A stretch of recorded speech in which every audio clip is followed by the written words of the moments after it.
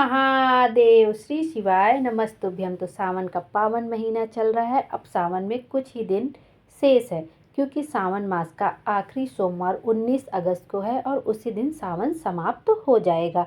और अब यह मौका हमें अगले साल ही मिलेगा। और वैसे भी इस बार का जो सावन हमें मिला था वो बहुत ही दुर्लभ सावन था। ऐसा सावन हमें 72 वर्षों के बाद मिला था, जिसकी शुरुआत भी सोमवार से हुई थी। सावन का दिन जो पहला था वो सोमवार के दिन से था और इसका समापन भी सोमवार के दिन हो रहा है। तो आज का जो उपाय है वो सावन मास की जो आखिरी प्रदोष है, जो कि 17 अगस्त को है और शनिवार के दिन है, इसलिए उसको शनि प्रदोष भी कहते हैं। तो उस दिन का महा उपाय है।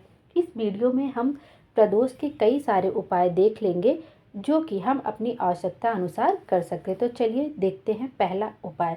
यह उपाय है कांवड़ के जल वाला उपाय। कांवड़ के जल से आशय ये होता है कि 2 लोटा जल, जो हम 2 लोटा जल शिव जी को समर्पित करने जाते हैं।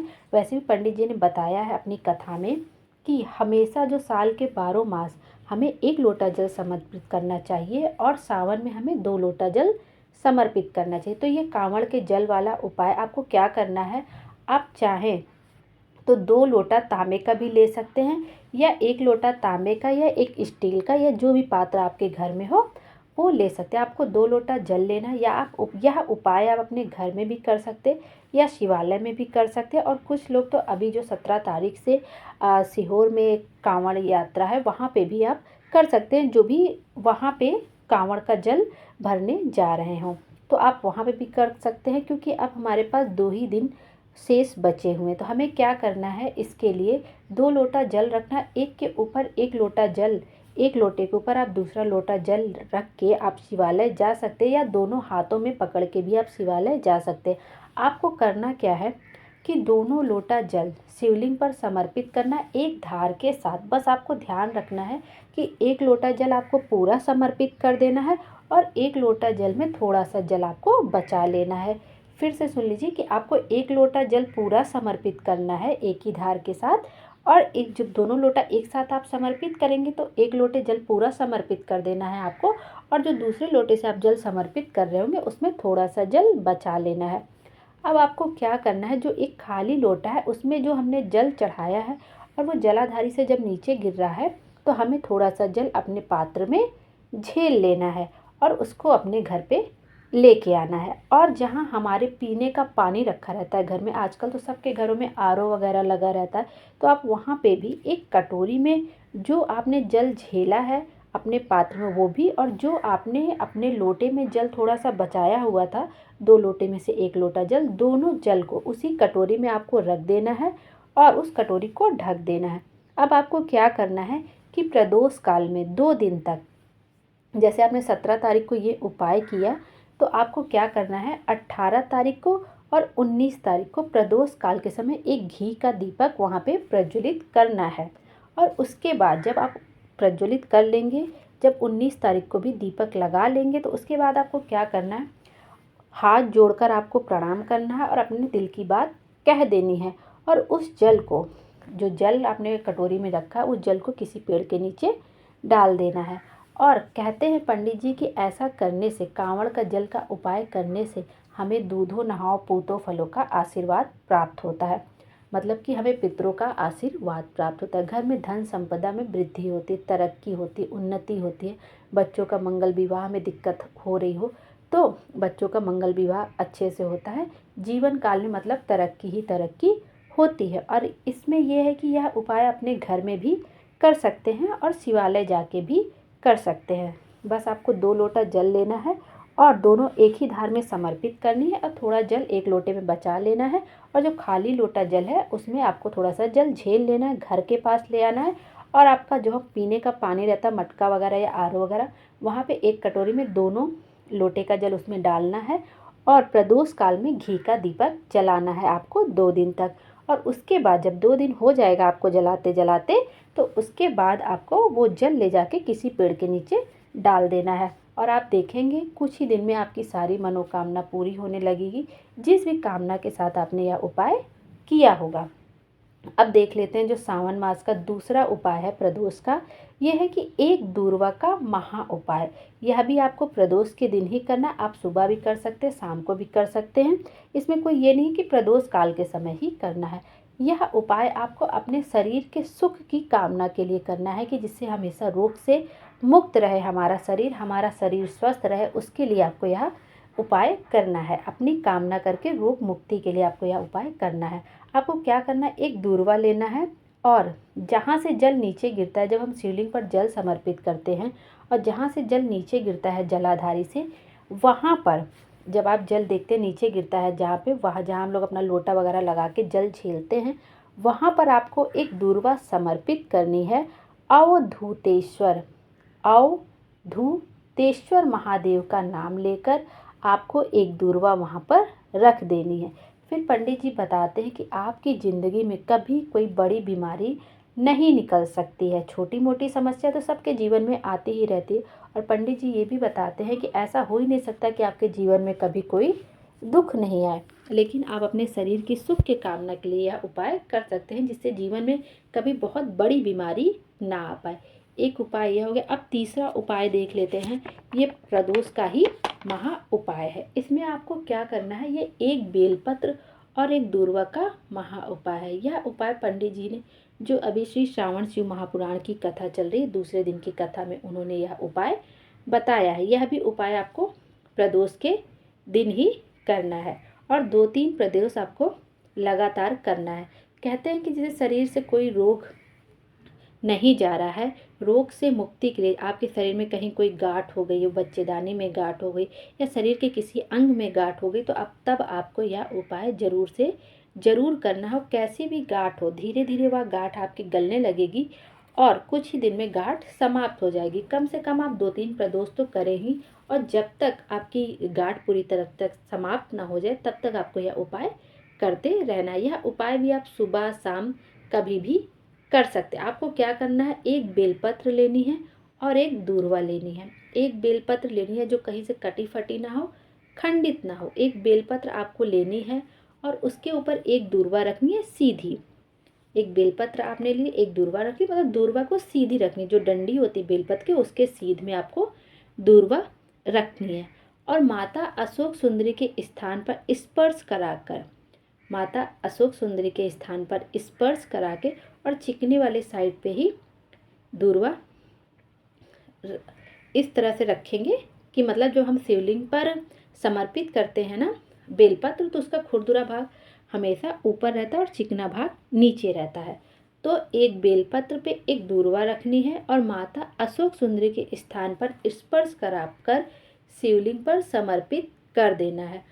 कुंदकेश्वर महादेव का नाम लेकर, कुंदकेश्वर महादेव का नाम लेकर शिवलिंग पर समर्पित कर देना। और डंडी का मुख, बेलपत्र और डंडी, बेलपत्र और दूर्वा दोनों की डंडी का मुख जलाधारी की ओर होगा, इस बात का ध्यान रखना। उसके बाद उस बेलपत्र और दूर्वा को भोले बाबा से कुंदकेश्वर महादेव का नाम लेकर अपनी कामना बोलकर रोग मुक्ति के लिए कुंदकेश्वर महादेव के नाम से ले लेना है, और कुंदकेश्वर महादेव का नाम लेकर ही आचमन करना है। और क्या करना है कि सबसे पहले दूर्वा का आचमन करना है, उसके बाद बेलपत्र का आचमन करता है। फिर आपके शरीर में कैसी भी गांठ होगी वो ज़रूर से ज़रूर ठीक हो जाएगी। बस आपको क्या करना है, एक बेलपत्र लेनी है और उसके ऊपर एक दूर्वा रखनी है। इस तरह से आपको ध्यान देना है कि बेलपत्र का खुरदुरा वाला भाग ऊपर है, क्योंकि हम लोग हमेशा बेलपत्र ऐसे ही शिवलिंग पर समर्पित करते हैं। चिकना वाला भाग शिवलिंग के ऊपर रहता है और खुरदुरा वाला भाग ऊपर रहता है। बेलपत्र का चिकना वाला भाग शिवलिंग पर और उसका खुरदुरा वाला भाग ऊपर। तो इस तरह से आपको बेलपत्र रखनी है, आपको खुरदुरे वाले भाग पे आपको दूर्वा रख लेनी है, फिर बेलपत्र का चिकना वाला भाग नीचे हो जाएगा और खुरदुरे वाले भाग में आपने दूर्वा रखी होगी तो वो दूर्वा ऊपर हो जाएगी। इस तरह से आपको शिवलिंग पर समर्पित कर देना है कुंदकेश्वर महादेव का नाम लेके। पंडित जी बताते हैं आप 2-3 ही प्रदोष करेंगे, आपकी गांठें जो भी होंगी गलनी शुरू हो जाएंगी और धीरे धीरे आपकी गांठ बिल्कुल ही ठीक हो जाएगी। इस तरह से आप प्रदोष के दिन यह उपाय कर सकते हैं। अब चौथा उपाय देख लेते हैं प्रदोष का, जो कि प्रदोष का ही महा उपाय है। कहते हैं कि श्रम्भेश्वर महादेव का यह उपाय है। श्रम्भेश्वर महादेव का, यदि आपसे कोई कहता है कि तुम्हारी किस्मत बेकार है या ग्रह दशा बेकार है, तुम्हारे जीवन में कुछ अच्छा नहीं हो सकता है, सबसे पहले पंडित जी कहते हैं उस व्यक्ति से ही आपको खुद को दूर कर लेना है और उसके बाद आपको जाना है भोले बाबा के मंदिर में और उनसे अपने दिल की बात कहनी है, क्योंकि अगर उन्होंने आपको मानव की देह दी है तो आपसे बड़ा भाग्यवान कोई नहीं। आपको यह उपाय करना है 7 कनेर के पुष्प का और 1 बेलपत्र का। आपको लेना है 1 बेलपत्र और बेलपत्र के चिकने वाले साइड पर, बेलपत्र का चिकना वाला साइड जो होता है उस पर आपको 7 कनेर के पुष्प रखने हैं और आपको नंदी के पास बैठकर श्री शिवाय नमस्तुभ्यम का जाप करके थोड़ी देर, उसके बाद माता अशोक सुंदरी के स्थान पर उन सभी चीज़ों को स्पर्श कराना है माता अशोक सुंदरी के स्थान पर। उसके बाद शिवलिंग पर आपको समर्पित कर देना है और बेलपत्र की डंडी जलाधारी की ओर होनी चाहिए। बस इस बात का आपको ध्यान रखना है कि बेलपत्र की डंडी जलाधारी की ओर होनी चाहिए। मान लीजिए आप अर्पित करते समय पुष्प वगैरह नीचे गिर जाते हैं, तब भी कोई टेंशन वाली बात नहीं है। जो गिर जा रहा है वो गिर जा रहा है, लेकिन आपने एक बार स्पर्श तो करा ही दिया है। तो आपको क्या करना है, एक बेलपत्र पे आपको श्रम्भेश्वर महादेव का नाम का स्मरण करते हुए बेलपत्र के चिकने वाले साइड पे 7 कनेर के पुष्प रखने हैं और नंदी महाराज के पास बैठकर आपको श्री शिवाय नमस्तुभ्यम का जाप करते हुए माता अशोक सुंदरी के स्थान पर स्पर्श करा के सभी चीज़ें शिवलिंग पर समर्पित कर देनी है। बस बेलपत्र के चिकने वाले साइड पे रखना है कनेर का पुष्प, जिससे जब आप बेलपत्र समर्पित करेंगे तो खुरदुरा वाला भाग ऊपर आ जाएगा। इस तरह से आपको यह उपाय करना है। उसके बाद आपको 5, 7 या 11 बार, जितने बार भी आपकी इच्छा करें, नमः शिवाय या श्री शिवाय नमस्तुभ्यम बोलते हुए या ओम नमः शिवाय बोलते हुए बेलपत्र को उठा लेना है और आपको घर में पूजा के स्थान पर या पूजा की किसी पुस्तिका में उस बेलपत्र को रख देना। आपको यह उपाय 2-3 प्रदोष करना है। आप देखेंगे कि आपकी किस्मत बदलते आपको देर नहीं लगेगी, आपकी किस्मत बदलनी शुरू हो जाएगी। आपको जितने प्रदोष आप करेंगे उतने बेलपत्र आप रखते जाएंगे। पंडित जी यहाँ तक बताते हैं कि आप 1 बेलपत्र रखे रखेंगे, आप कुछ ही दिन में अपनी किस्मत में फ़र्क महसूस होते हुए देखेंगे जब आप अगली बेलपत्र लाएंगे या अगले प्रदोष पे जब यह उपाय करेंगे। और पंडित जी ये कहते हैं कि साथ में आपको अपनी मेहनत पूरी करनी है, सिर्फ उपाय के भरोसे नहीं रहना, क्योंकि बिना मेहनत के कभी कुछ प्राप्त नहीं होता। बाकी सफलता दिलाने का कार्य भोलेनाथ का। और यह उपाय श्रम्भेश्वर महादेव के नाम से करना है, श्रम्भेश्वर महादेव। आप यह उपाय सुबह या शाम किसी भी दिन कर सकते हैं। श्रम्भेश्वर महादेव भोले बाबा का नाम क्यों पड़ा, क्योंकि भगवान शंकर ने सभी 33 देवी देवताओं को अपने अंदर समाहित करके एक रूप रखा था, जिसे श्रम्भेश्वर महादेव के कहा जाता है, श्रम्भेश्वर महादेव के नाम से जाना जाता है। इस तरह से आप प्रदोष के दिन यह उपाय कर सकते। अब हम 5वां उपाय देख लेते हैं, जो कि प्रदोष का ही है। मान लीजिए आपने 2-3 व्यापार व्यवसाय बदल कर देख लिए, लेकिन आपका व्यापार चल ही नहीं रहा है। आप किसी एक काम में हाथ डालते हैं, वो काम आपका पूरा ही नहीं। कुल मिला के आपने कई सारे व्यापार किए, लेकिन उस व्यापार में आपको तरक्की नहीं मिल रही है। तब आपको यह उपाय करना है। आपको लेना है एक धतूरा, जो ग्रीन कलर का कांटेदार होता है, वो लेना है आपको एक धतूरा, और उसको आपको अपने घर के आसपास जो भी शिवालय हो आपको वहाँ पे जाना है और बेल और धतूरा जो है वो आपको शिवलिंग पर समर्पित करना है, हाटकेश्वर महादेव का नाम लेके। हाटकेश्वर महादेव का नाम लेकर आपको धतूरा शिवलिंग पर समर्पित करना है। बस धतूरे की डंडी आपके विपरीत दिशा में होनी चाहिए। धतूरे में एक छोटी सी डंडी होगी, आपने ध्यान दिया होगा, वो जैसे आप पूरब की तरफ खड़े होकर धतूरा समर्पित करें तो डंडी का मुख पश्चिम दिशा की ओर होगा। यदि उत्तर से ओर समर्पित करें तो दक्षिण दिशा की ओर धतूरे की डंडी का मुख होगा। इस तरह से धतूरा आपको हाटकेश्वर महादेव के नाम से समर्पित करना है और 1 लोटा जल जो आप तांबे के पात्र में लेके गए हैं वह शिवलिंग पर धीरे धीरे समर्पित कर देना है। श्री शिवाय नमस्तुभ्यम बोलते हुए या नमः शिवाय बोलते हुए, श्री शिवाय नमस्तुभ्यम बोलते हुए समर्पित कर देना, हाटकेश्वर महादेव का नाम लेते हुए। उसके बाद क्या करना है, वो धतूरा आपको उठा लाना है और अपने घर में पूजा के स्थान पर रख देना है। कुछ ही दिन में आप देखेंगे आपका व्यापार व्यवसाय जो बंद पड़ा हुआ था या आपने जितनी भी मेहनत की थी आपका व्यापार व्यवसाय नहीं चल रहा, तो कुछ ही दिन में आपका व्यापार व्यवसाय सब अच्छे से चलने लगेगा। जिस भी काम में आप हाथ डालेंगे उस काम में आपको सफलता मिलनी तय हो जाएगी। और यह उपाय आपको प्रदोष के दिन ही करना है। यह उपाय भी आप सुबह या शाम कभी भी कर सकते हैं। कभी कभी क्या होता है कि किसी के सर पे कर्जा बहुत बढ़ जाता है, या जिस काम में भी वो हाथ डालते उस काम में उनको सफलता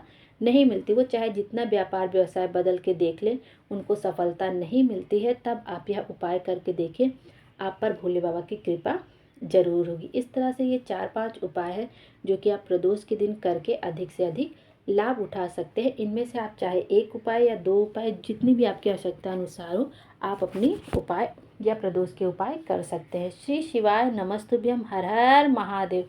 भोले बाबा हम सबकी मनोकामना पूरी करें और हमारे जीवन को खुशियों से भर दे। Thank you.